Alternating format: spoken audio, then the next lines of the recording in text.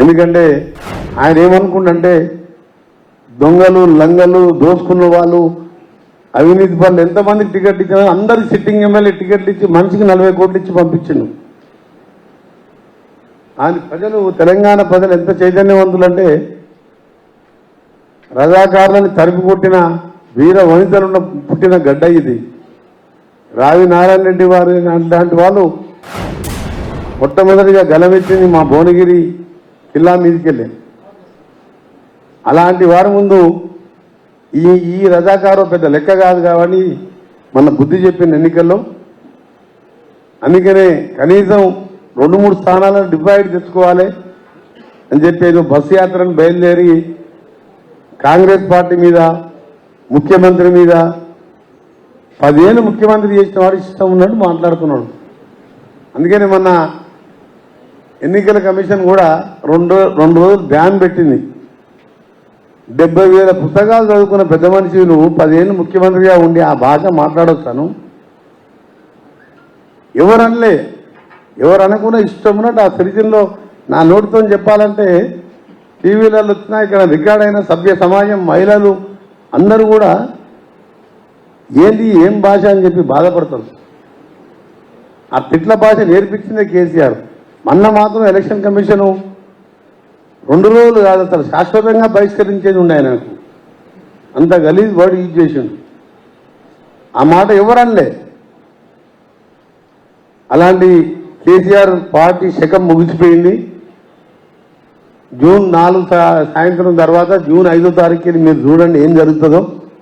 తెలంగాణ భవనంలో తాళం వేసి ఆ పార్టీ అనేది ఉండదు. కాబట్టి మీ అందరికీ మీ ద్వారా మరొకసారి చాలా విషయాలున్నా నాకు మళ్ళీ 4 గంటలకి నల్గొండలో ర్యాలీ ఉన్నది. మళ్ళీ తర్వాత తుంగతుర్తికి పోయేది ఉన్నది.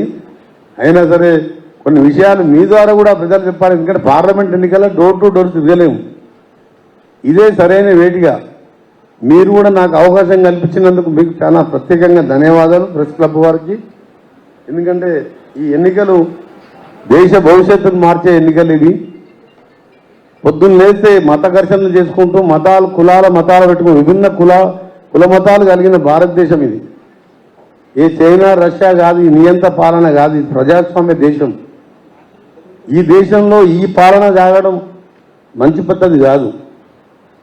ఒక సెక్యులర్ పార్టీలో ఉన్న 35 ఏళ్ళకెళ్ళి పనిచేస్తున్న నేను మీ అందరికీ కూడా విజ్ఞప్తి చేస్తున్నాం.